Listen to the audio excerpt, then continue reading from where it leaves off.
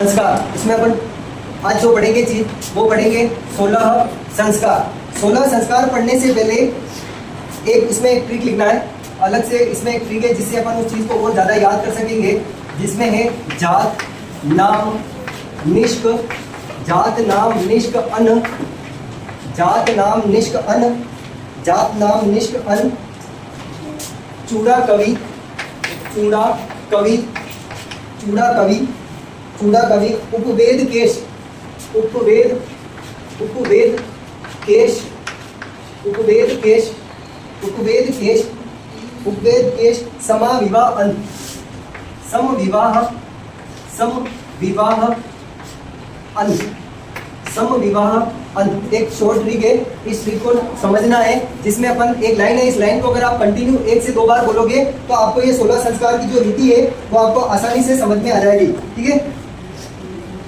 इसमें मूल ट्रिक है जात नाम निष्क अन्न चूड़ा कवि, कवि ये है अपना कवि, उपवेद केश, समविवाह अंत, समविवाह अंत। इसके थ्रू अपन देखो उन तरह का, ठीक है, ट्रिक है अपना ये जात नाम निष्क अन्न चूड़ा कवि, उपवेद केश, समविवाह अंत। इसके दौरान अपन देखो 1 2 3 4 5 6 7 8 9 10 11 12 और 13 संस्कार अपन याद कर सक रहे हैं, 13 संस्कार अपन याद कर सकते हैं। और इसके अलावा जो 3 संस्कार है प्रारंभ के, वो मैं वैसे ही आपको इजी गोइंग इसमें याद करा सकूंगा। अब क्या होता है कि मानव जीवन में व्यक्ति के शुद्धिकरण के लिए 16 संस्कार की क्रिया सबसे ज्यादा क्या होती है, जरूरी होती है। 16 संस्कार की क्रिया मानव के लिए जब जरूरी है तो इस 16 संस्कार में ये बताते हैं जैसे मानव जन्म से लेकर मृत्यु तक जो विभिन्न संस्कार पूर्ण किए जाते हैं, उन संस्कारों में मूल 16 संस्कार आते हैं। कितने 16 संस्कार आते हैं? 16। अब उन 16 संस्कारों को याद करने में सबसे पहला ट्रिक है, देखो पहला संस्कार आता है गर्भाधान, दूसरा आता है पुंसवन, तीसरा आता है सीमांतोनयन। ये 3 संस्कार अपने को याद रखने हैं। उसके बाद अपने को एक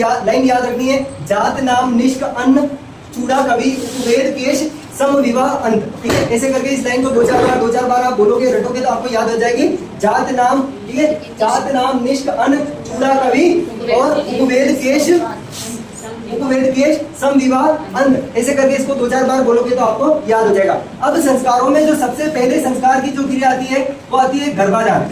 गर्भाधान, गर्भाधान संस्कार, गर्भाधान संस्कार पहला संस्कार होता है, मानव जीवन का पहला संस्कार होता है गर्भाधान संस्कार। गर्भाधान संस्कार में ये होता है कि विवाह के पश्चात जब महिला प्रथम बार मतलब गर्भ धारण करने की जो क्रिया होती है और उसका जो संस्कार होता है, ठीक है, उसी संस्कार को गर्भाधान संस्कार कहते हैं। ठीक है, विवाह के पश्चात गर्भ धारण करने की क्रिया होती है, उसका जो संस्कार होता है उसे गर्भाधान संस्कार कहते हैं। और इस गर्भाधान संस्कार में एक मूल रीति आती है कि ऋतुकाल की जो ऋतुकाल है, ऋतुकाल की चौथी व 16वां जो दिन होता है वो इसका सबसे ज्यादा महत्वपूर्ण दिन होता है। ऋतुकाल का इसमें बताते हैं महिला के ऋतुकाल से संबंधित है, जिसमें चौथे से 16वां दिन होता है वो सबसे ज्यादा महत्वपूर्ण होता है। तो गर्भाधान संस्कार में क्या है, विवाह के पश्चात गर्भ धारण करने की क्रिया का जो संस्कार होता है उसे गर्भाधान संस्कार कहा जाता है। मानव जीवन का सबसे पहला संस्कार होता है गर्भाधान संस्कार। फिर आता है दूसरा संस्कार आता है इसमें पुंसवहन संस्कार, पुंसवहन संस्कार। दूसरा इसमें संस्कार आता है पुंसवहन संस्कार। अब कोई नव विवाहित महिला हो गई और उसने गर्भ धारण कर लिया। गर्भ धारण करने के बाद अधिकतर जो फैमिली के लोग होते हैं उनकी इच्छा होती है कि परिवार में लड़का ही होना चाहिए। कुछ परिवार ऐसे होते हैं जो लड़के और लड़की में भेद करते हैं और उनकी इच्छा होती है कि नहीं, हमारे तो पहले लड़का ही होना चाहिए, वंश में लड़का आएगा तो लड़का वंश की वृद्धि करेगा। ऐसी कुछ प्राचीन मान्यताओं की सोच होती है। उसी सोच के कारण एक संस्कार किया जाता है जिसे पुंसवहन संस्कार कहते हैं। इस संस्कार में बताते हैं कि महिला के तीसरे, चौथे व 8वें माह में क्या किया जाता है, महिलाओं को कोई आयुर्वेदिक कोई दवाई दी जाती है या ऐसी कोई पूजा पाठ की जाती है जिसके माध्यम से मान्यता होती है कि मतलब इसके जो संतान होगी वो क्या होगी, पुत्र ही होगी। मतलब पुत्र प्राप्ति के उद्देश्य से महिला को तीसरे, चौथे व 8वें मास में आयुर्वेदिक दवाई देकर और पूजा पाठ करके पुत्र की कामना के लिए जो संस्कार किया जाता है वो संस्कार कौन सा होता है, पुंसवहन संस्कार। एक बार एग्जाम में पूछा गया था पुंसवहन संस्कार का संबंध किससे है या पुंसवहन संस्कार क्या है, तो पुत्र प्राप्ति के उद्देश्य से किया जाने वाला जो संस्कार होता है वो कौन सा होता है, पुंसवहन संस्कार, जिसमें सिर्फ पुत्र की प्राप्ति के उद्देश्य से ये संस्कार किया जाता है। फिर तीसरा संस्कार आता है, पुंसवहन संस्कार हो गया, पुत्र प्राप्ति के उद्देश्य से ये संस्कार पूर्ण हो गया। उसके बाद अगला जो संस्कार होता है वो होता है सीमांतोनयन, सीमांतोनयन संस्कार, सीमांतोनयन संस्कार, सीमांतोनयन संस्कार। अब ये भी एक प्रकार का संस्कार है।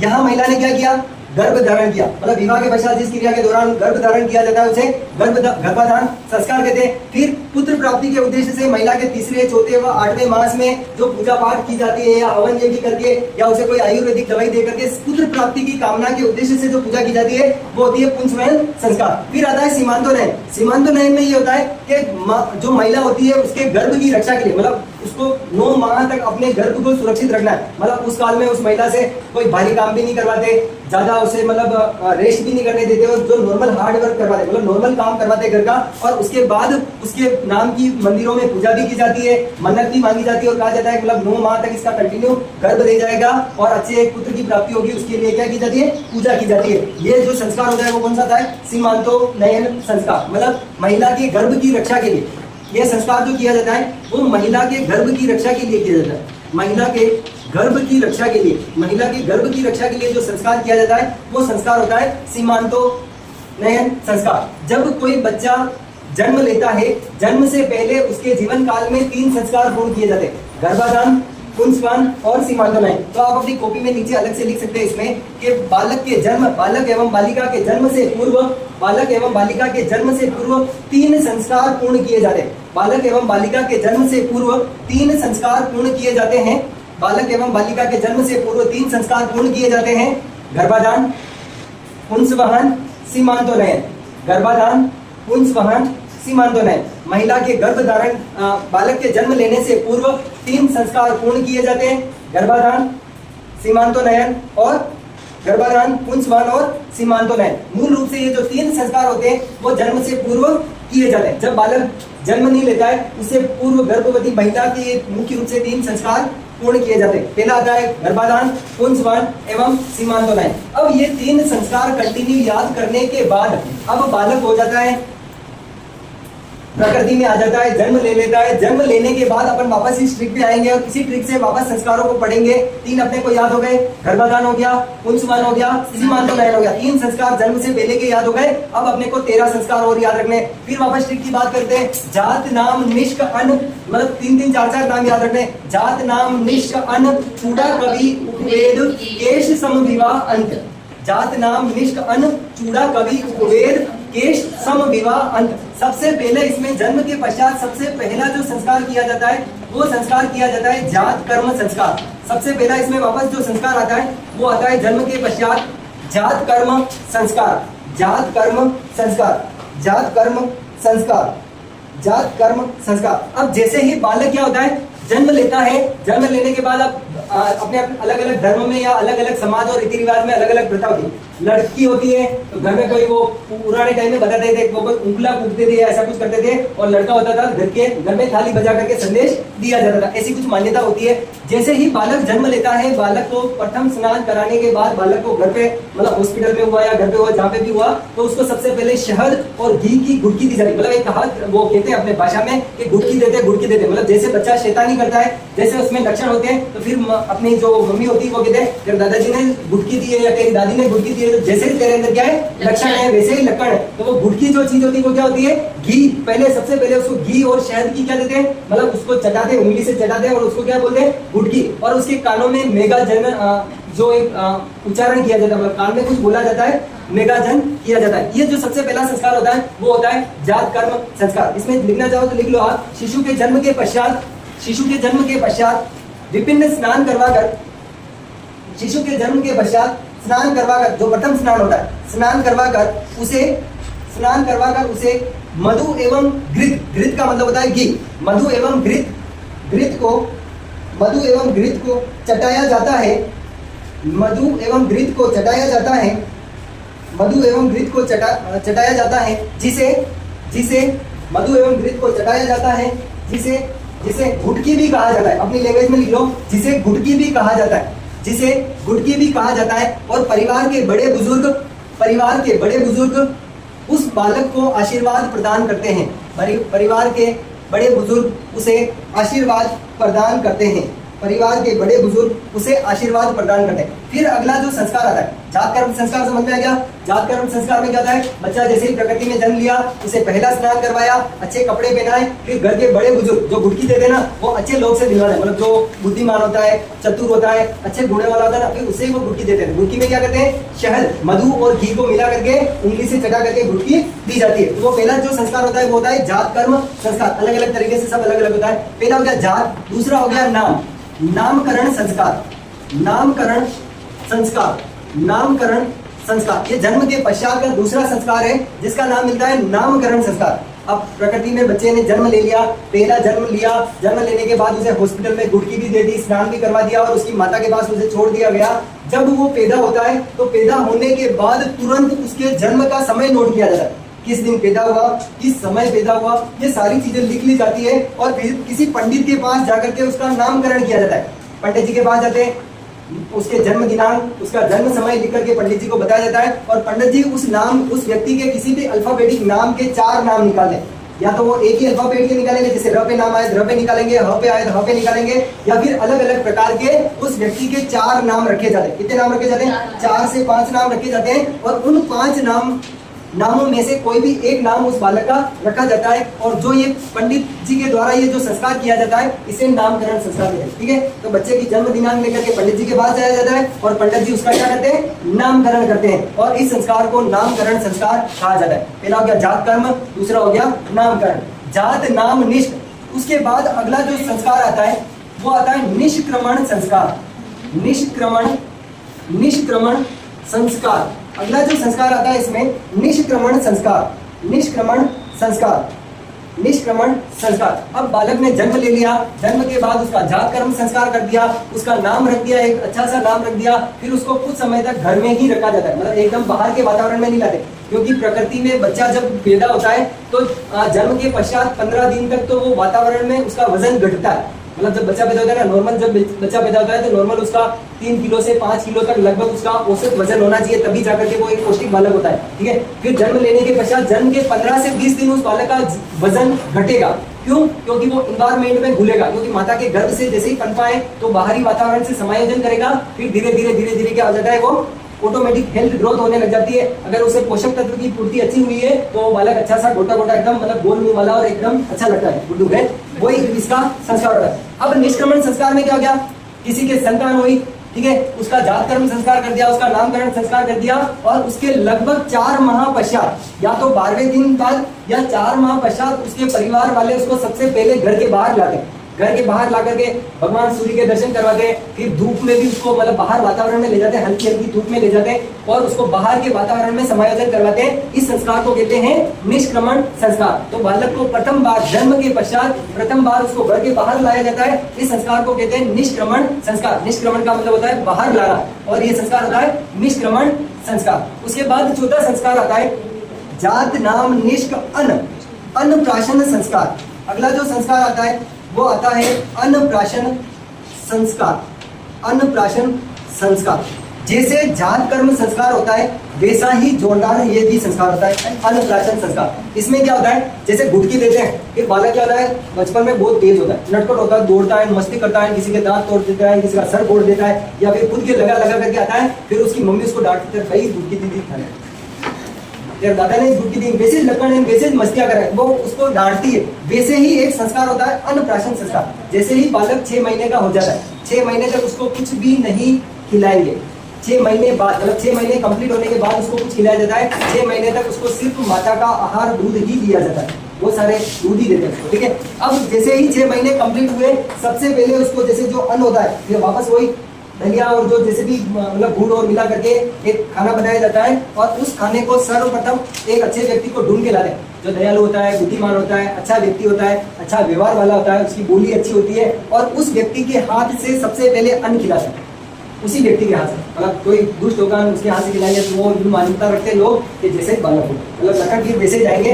इसीलिए अन्नप्राशन संस्कार में क्या किया जाता है, 6 महीने पश्चात बालक को सबसे पहले अन्न का आहार कराया जाता है, सबसे पहले उसे क्या खिलाया जाता है, अन्न खिलाया जाता है। इसीलिए इस संस्कार को अन्नप्राशन संस्कार कहते हैं। ठीक है, पहला हो गया जात कर्म, दूसरा हो गया नामकरण, तीसरा हो गया निष्क्रमण, चौथा हो गया अन्नप्राशन। अब बालक 6 महीने का हो गया, 6 महीने का जैसे ही हुआ उसको सबसे पहले अन्न खिलाया। अब बालक अन्न थोड़ा थोड़ा थोड़ा करके उसको पोषक तत्व खाने के रूप में दिए जाने लगे। अब अलग अलग उसको खाना खिलाया जाने लगा। फिर एक संस्कार होता है 5वां, जिसका नाम है चूड़ा कर्म। चूड़ा कर्म संस्कार, चूड़ा कर्म संस्कार, जिसे जड़ूलिया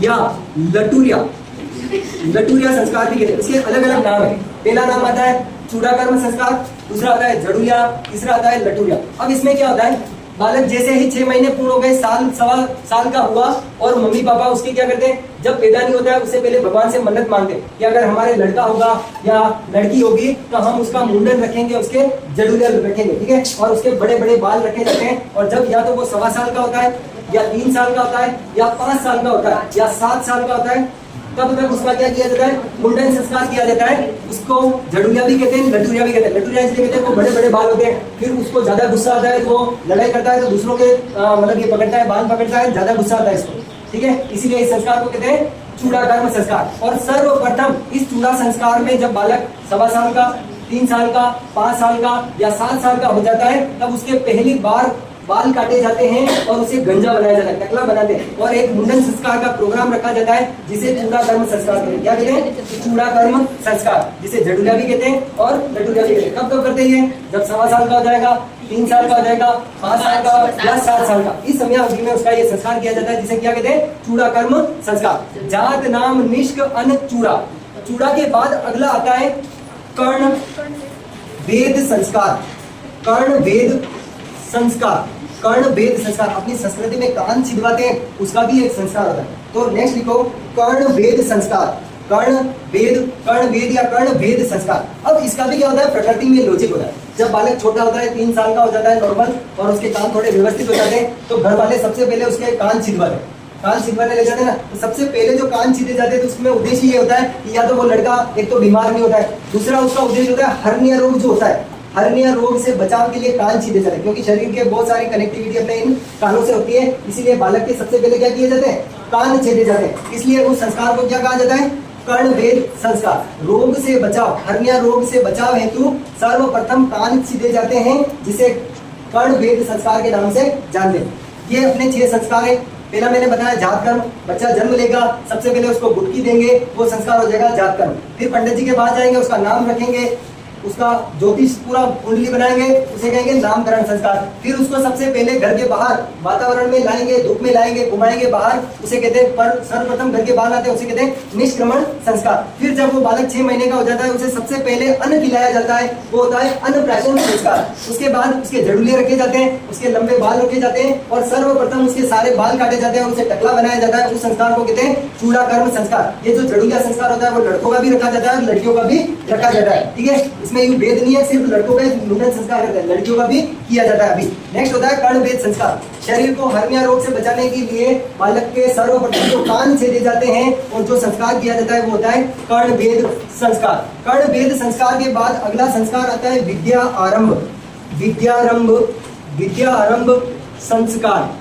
विद्या आरंभ संस्कार, विद्यारंभ या विद्या आरंभ संस्कार, विद्यारंभ या विद्या आरंभ संस्कार। अब जैसे ही बालक क्या होता है, 3 साल का होता है, वर्तमान युग में नियम है बालक 2.5 साल का 3 साल का होता है, फिर उसको घर पे नहीं संभालते तो उसको नर्सरी स्कूल में पढ़ने के लिए भेज देते हैं, जहाँ पे वो थोड़ी देर रोएगा, पटकाएगा, फिर वापस उसको थोड़ी देर बिठाते हैं, फिर ले आते हैं, फिर धीरे धीरे वो उस वातावरण में ढल जाता है। परंतु वास्तविक रूप से विद्या आरंभ करने की जो आयु है वो 5 वर्ष की है।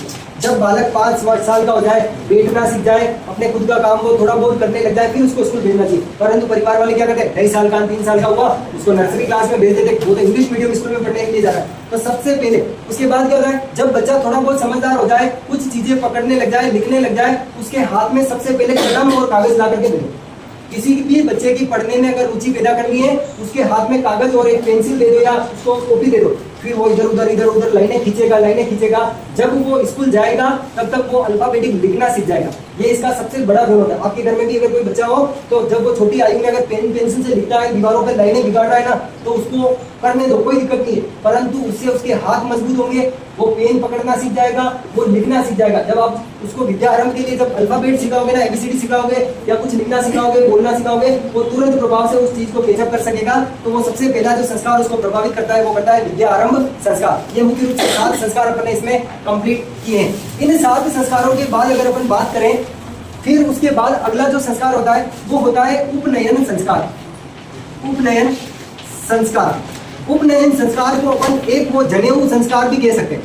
उपनयन संस्कार या जनेऊ संस्कार, जब बालक थोड़ा बड़ा होता है, ठीक है, जब वो ब्रह्मचारी को धारण करता है, ब्रह्मचारी को धारण में क्या होगा, जब उसको सर्वप्रथम जनेऊ धारण कराई जाएगी, जनेऊ धारण करने के पश्चात वो गुरुकुल में जाएगा और वैदिक शिक्षा को प्रारंभ करेगा और यहाँ से बालक का ब्रह्मचर्य आश्रम शुरू होगा।